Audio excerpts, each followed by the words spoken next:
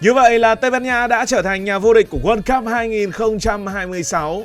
Tây Ban Nha, địa lý của họ, đất nước của họ đã nói đến rất nhiều rồi. Và ngày hôm nay sẽ cung cấp một loạt series những sự thật thú vị về đất nước Tây Ban Nha. Có thể là những sự thật thú vị đến một cách ngẫu nhiên. Sự thật thú vị đầu tiên, bóng đá là một tôn giáo tại Tây Ban Nha. Nếu bạn hỏi điều gì có thể khiến cả Tây Ban Nha dừng lại vào một buổi tối cuối tuần thì câu trả lời rất có thể là El Clasico. Cuộc đối đầu giữa Real Madrid và Barcelona không chỉ là một trận đấu bóng đá mà còn phản ánh lịch sử chính trị, văn hóa và bản sắc vùng miền của cả đất nước. La Liga là một trong những giải vô địch quốc gia hấp dẫn ở trên thế giới, từng sản sinh ra hàng loạt những tên tuổi như là Di Stefano, Johan Cruyff, Ronaldinho, Cristiano Ronaldo, Lionel Messi hay Luka Modric. Một số người được sinh ra tại đây, một số người đến với giải đấu này và chơi hay tại đây. Đặc biệt, Tây Ban Nha còn là một trong số ít những quốc gia từng vô địch cả World Cup nam và nữ, cho thấy bóng đá đã trở thành một phần không thể tách rời trong đời sống của người dân nơi đây. Nói đến bóng đá, chúng ta có sự thật thú vị thứ hai về Tây Ban Nha, đó là quốc ca Tây Ban Nha không có lời mà đúng hơn phải gọi là quốc thiều. Trong khi hầu hết các quốc gia đều có quốc ca với những ca từ hào hùng thì Tây Ban Nha lại là trường hợp rất đặc biệt. Quốc thiều của họ mang tên La Marcha Real nhưng hoàn toàn không có lời chính thức. Khi cử hành quốc thiều, mọi người chỉ đứng nghiêm và lắng nghe giai điệu. Trong nhiều thế kỷ, đã có không ít lần người ta thử viết lời cho bài ca này. Tuy nhiên, do sự khác biệt về chính trị, vùng miền và lịch sử, chưa phiên bản nào nhận được sự đồng thuận đủ lớn. Chính vì vậy, Tây Ban Nha trở thành một trong số rất ít quốc gia trên thế giới có quốc ca chỉ gồm phần nhạc và chúng ta vẫn gọi là quốc thiều cho chính xác. Tây Ban Nha sở hữu số di sản UNESCO nhiều thứ 3 trên thế giới. Nếu coi mỗi di sản UNESCO giống như một bảo vật của nhân loại thì Tây Ban Nha đúng là một kho báu khổng lồ. Quốc gia này hiện sở hữu 45 di sản thế giới UNESCO, chỉ đứng sau Ý và Trung Quốc. Điều đáng nói là các di sản của Tây Ban Nha vô cùng đa dạng. Có những thành phố cổ gần như còn nguyên vẹn từ thời La Mã, những cung điện Hồi giáo tráng lệ, những nhà thờ Gothic đồ sộ, các tuyến đường hành hương nổi tiếng, cho đến những công trình kiến trúc hiện đại của Antoni Gaudi. Điều này phản ánh lịch sử vô cùng đặc biệt của Tây Ban Nha. Trong suốt hơn 2.000 năm, nơi đây lần lượt là quê hương của người Iberia, bị La Mã chinh phục, trở thành vương quốc của người Visigoth, bị người Hồi giáo cai trị gần 800 năm rồi mới được thống nhất dưới các vị vua Công giáo. Mỗi nền văn minh đều để lại dấu ấn rất rõ, khiến Tây Ban Nha giống như một cuốn sách lịch sử khổng lồ ngoài trời, nơi chỉ cần đi vài chục km là kiến trúc, văn hóa và lịch sử đã thay đổi hoàn toàn. Thủ đô của Tây Ban Nha là Madrid và Madrid là thủ đô cao thứ hai tại châu Âu. Khi nhắc tới thủ đô, nhiều người thường nghĩ những thành phố ven biển như là Lisbon, Copenhagen hay là Stockholm, nhưng Madrid là hoàn toàn khác. Thành phố nằm giữa một cao nguyên của bán đảo Iberia, ở độ cao 667 m so với mực nước biển, chỉ đứng sau của Andorra trong số các thủ đô tại châu Âu. Chính vị trí này khiến cho Madrid khá đặc biệt. Mùa hè rất nóng, có những ngày nhiệt độ vượt 40 độ C, nhưng mùa đông lại khá lạnh, thậm chí là có tuyết. Sự chênh lệch nhiệt độ giữa ngày và đêm cũng lớn hơn nhiều so với Barcelona hay Valencia. Dù không nằm cạnh biển hay sông lớn, Madrid vẫn phát triển thành trung tâm chính trị, tài chính và văn hóa của Tây Ban Nha, nhờ vị trí gần như nằm giữa đất nước, rất thuận lợi để kết nối mọi vùng. Sự thật thú vị kế tiếp cũng liên quan đến một điều rất nổi tiếng của Tây Ban Nha, đó là La Sagrada Familia. Ít có công trình nào trên thế giới khiến người ta vừa kinh ngạc vừa tò mò như La Sagrada Familia ở Barcelona. Nhà thờ khởi công từ năm 1882, tức là trước cả khi ô tô trở nên phổ biến. Khi kiến trúc sư thiên tài Antoni Gaudi qua đời vào năm 1926, công trình mới hoàn thành khoảng 1/4. Sau đó nội chiến Tây Ban Nha, thiếu kinh phí rồi các khó khăn kỹ thuật khiến việc xây dựng kéo dài suốt hơn một thế kỷ. Điều thú vị là mặc dù vẫn còn đang xây, nhà thờ này lại trở thành một trong những điểm du lịch đông khách nhất tại châu Âu với 4 đến 5 triệu lượt khách mỗi năm. Công trình này gần như được xây bằng tiền bán vé tham quan thay vì ngân sách nhà nước. Sau khoảng 1,5 thế kỷ, hàng nghìn kỹ sư, kiến trúc sư và nghệ nhân thuộc nhiều thế hệ đã cùng tiếp nối giấc mơ của Gaudi. Dự kiến năm 2026, đúng dịp tròn 100 năm ngày ông mất, phần chính của nhà thờ sẽ hoàn thành, biến đây trở thành một trong những công trình có thời gian thi công dài nhất trong lịch sử nhân loại. Tiếp tục về văn hóa và lịch sử của Tây Ban Nha, nếu có một lễ hội mà người tham gia sau 1 giờ đều đỏ từ đầu đến chân, thì đó chắc chắn là La Tomatina.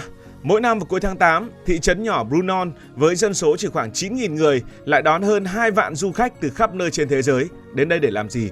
Để ném cà chua vào nhau. Và đó chính là cuộc chiến cà chua lớn nhất trên thế giới. Điều buồn cười là lễ hội nổi tiếng toàn cầu này lại bắt đầu rất ngẫu nhiên. Khoảng những năm 1940, trong một cuộc diễu hành, một nhóm thanh niên cãi nhau rồi tiện tay lấy cà chua ở quầy bán rau gần đó ném nhau. Không ai ngờ màn nghịch ngợm ấy lại trở thành truyền thống kéo dài hơn 70 năm. Về ngôn ngữ, tiếng Tây Ban Nha hiện có khoảng 600 triệu người sử dụng, trong đó có khoảng 500 triệu người coi đó là bản ngữ. Như vậy là một trong những ngôn ngữ phổ biến nhất trên thế giới. Đây là ngôn ngữ chính thức của 21 quốc gia, trải dài từ châu Âu sang gần như toàn bộ Trung và Nam Mỹ, đồng thời vẫn hiện diện ở một số quốc gia châu Phi như Ghi Đê Xích Đạo. Sở dĩ tiếng Tây Ban Nha lan rộng đến vậy là nhờ thời kỳ đế quốc Tây Ban Nha, từ thế kỷ 15 đến thế kỷ thứ 18.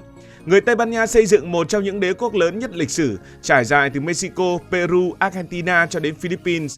Dù đế quốc đã tan rã từ lâu, ngôn ngữ họ để lại vẫn tiếp tục phát triển mạnh mẽ. Ngày nay, nếu biết tiếng Tây Ban Nha, bạn có thể giao tiếp với khoảng 8% dân số trên thế giới. Và quốc gia nói tiếng Tây Ban Nha với dân số đông nhất trên hành tinh lại không phải là Tây Ban Nha, mà đó là Mexico. Về ẩm thực, ngày nay, tapas được xem như biểu tượng của ẩm thực Tây Ban Nha, nhưng nguồn gốc của nó lại rất giản dị. Từ tapa trong tiếng Tây Ban Nha có nghĩa là cái nắp. Ngày xưa, khi phục vụ bia hoặc rượu ngoài trời, chủ quán thường đặt một lát dăm bông hoặc một miếng phô mai lên trên miệng cốc để ngăn ruồi và bụi bay vào. Dần dần khách vừa uống vừa ăn luôn miếng đồ ăn nhỏ ấy. Các quán bắt đầu sáng tạo thêm đủ loại món ăn kèm như ô liu, xúc xích, hải sản, khoai tây rán, mực rán hay là thịt viên. Trải qua hàng trăm năm, tapas không còn là món ăn chống ruồi nữa mà trở thành một nét văn hóa đặc trưng. Người Tây Ban Nha thường dành hàng giờ chỉ để vừa ăn tapas vừa trò chuyện cùng bạn bè thay vì ăn thật nhanh rồi rời đi. Lại là chuyện ăn uống, nếu dầu mỏ là vàng đen thì dầu ô liu có thể xem là vàng xanh của Tây Ban Nha. Mỗi năm quốc gia này sản xuất khoảng 1,2 triệu tấn dầu ô liu, tương đương khoảng 40% sản lượng toàn cầu. Nói cách khác, cứ 10 chai dầu ô liu được bán ra trên thị trường thế giới, khoảng 4 chai xuất phát từ Tây Ban Nha. Không chỉ mang lại nguồn thu hàng tỷ euro mỗi năm, dầu ô liu còn là một phần không thể thiếu trong chế độ ăn Địa Trung Hải nổi tiếng vì tốt cho sức khỏe, giúp Tây Ban Nha trở thành một trong những quốc gia có tuổi thọ trung bình cao nhất trên thế giới. Lại về chuyện ăn uống, trên tuyến hành hương nổi tiếng Santiago de Compostela có một địa điểm dừng chân khiến du khách nào cũng thích thú. Đó là một đài phun rượu vang miễn phí dành cho những người hành hương. Và Tây Ban Nha có một đài phun rượu vang như vậy. Truyền thống này bắt đầu từ năm 1891, người hành hương chỉ cần đưa cốc vào vòi là có thể thưởng thức một ít rượu vang đỏ mát lạnh trực tiếp trước khi tiếp tục hành trình. Dù rượu mỗi người được lấy không nhiều, nhưng đây trở thành một biểu tượng đẹp về lòng hiếu khách của người Tây Ban Nha. Nhiều người còn nói vui rằng đây có lẽ là đài phun khiến du khách xếp hàng hào hứng nhất trên thế giới. Và cũng liên quan đến rượu vang, chúng ta sẽ nói về nho. Trong khi nhiều nơi trên thế giới nâng ly champagne khi đồng hồ điểm 12 giờ đêm, người Tây Ban Nha lại có một phong tục rất đặc biệt, ăn 12 quả nho. Mỗi tiếng chuông đồng hồ vang lên sẽ ăn một quả, tổng cộng đúng 12 quả, tượng trưng cho 12 tháng trong năm mới. Truyền thống này xuất hiện từ đầu thế kỷ 20 khi những người trồng nho ở Tây Ban Nha được mùa quá lớn và nghĩ ra cách khuyến khích người dân tiêu thụ nhiều nho hơn. Không ngờ ý tưởng đó lại trở thành một phong tục quốc gia. Ngày nay cứ mỗi đêm giao thừa, hàng triệu người Tây Ban Nha lại tập trung tại quảng trường Puerta del Sol ở Madrid hoặc trước màn hình TV để cùng ăn 12 quả nho theo từng tiếng chuông. Ai ăn kịp cả 12 quả tin rằng sẽ gặp nhiều may mắn trong năm mới. Sự thật thú vị kế tiếp liên quan đến Don Quixote. Khi nhắc đến văn học Tây Ban Nha, gần như ai cũng nghĩ đến Don Quixote.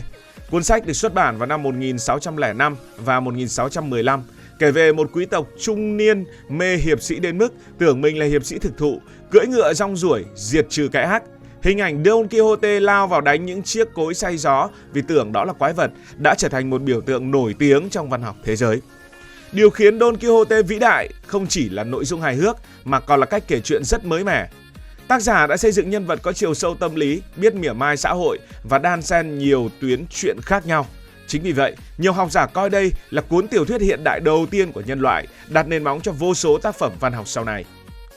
Tiếp tục với văn học và nghệ thuật, khi nhắc đến Tây Ban Nha, rất nhiều người sẽ nghĩ ngay đến hình ảnh một cô gái mặc váy đỏ, tay cầm quạt, đôi chân dậm xuống sàn gỗ theo nhịp guitar đầy mê hoặc. Đó là flamenco, loại hình nghệ thuật ra đời từ khoảng thế kỷ thứ 15 tại vùng Andalusia, miền Nam của Tây Ban Nha. Nhưng flamenco thực chất không chỉ là một điệu nhảy, nó là sự kết hợp của 4 yếu tố: tiếng hát, tiếng guitar, vũ đạo và tiếng vỗ tay theo nhịp.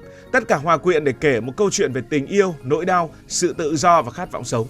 Và có lẽ bạn cũng biết rồi, đàn guitar hiện đại ra đời ở Tây Ban Nha, đôi khi người ta gọi nó là Tây Ban cầm. Giữa lòng thủ đô Madrid có một nhà hàng nhỏ mang tên Sobrino de Puntin, được thành lập từ năm 1725. Theo sách kỷ lục Guinness, đây là nhà hàng hoạt động liên tục lâu đời nhất thế giới. Điều thú vị là sau hơn 300 năm, nơi đây vẫn sử dụng chiếc lò gang đốt củi được lắp đặt ngay từ những ngày mới khai trương của mình. Nhà hàng này nổi tiếng với những món ăn truyền thống của Tây Ban Nha. Sự thật thú vị kế tiếp liên quan đến lịch sử của Tây Ban Nha. Ít ai ngờ rằng trong gần 8 thế kỷ, phần lớn bán đảo Iberia nằm dưới quyền cai trị của các vương triều Hồi giáo Bắc Phi. Năm 711, người Mo vượt biển Gibraltar tiến vào Tây Ban Nha và nhanh chóng chinh phục gần như toàn bộ bán đảo. Chỉ đến năm 1492, khi thành Granada thất thủ, thời kỳ Hồi giáo ở Tây Ban Nha mới chính thức kết thúc.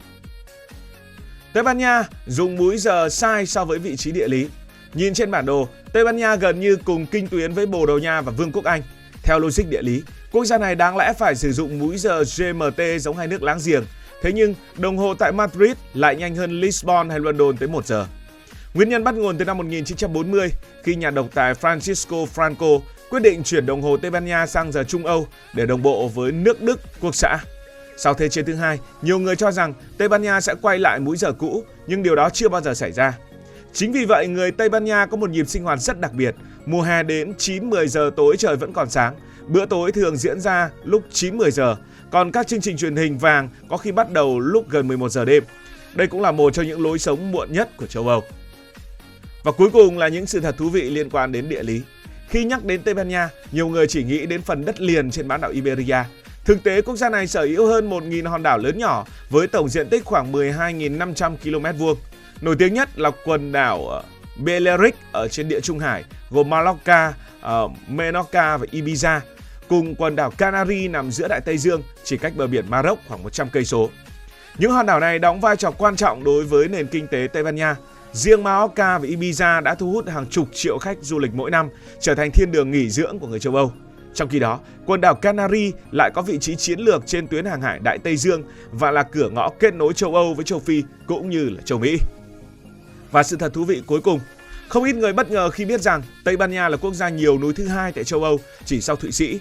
Phần lớn diện tích đất nước nằm trong cao nguyên Meseta, được bao quanh bởi hàng loạt dãy núi lớn như Pyrenees, Cantabrian, Testa Central và Sierra Nevada.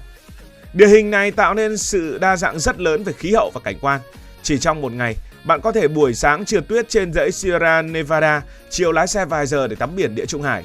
Đây cũng là lý do Tây Ban Nha trở thành một trong số ít quốc gia vừa phát triển mạnh về du lịch biển, vừa nổi tiếng về du lịch leo núi và trượt tuyết. Cảm ơn vì đã quan tâm theo dõi câu chuyện này. Nếu thấy thú vị hãy đăng ký kênh để không bỏ lỡ những video mới nhất của bình luận viên Hải Thanh Story. Cảm ơn các bạn đã dành sự đồng hành cùng Hải Thanh Story. Đi qua những vùng đất, khám phá những điều mới.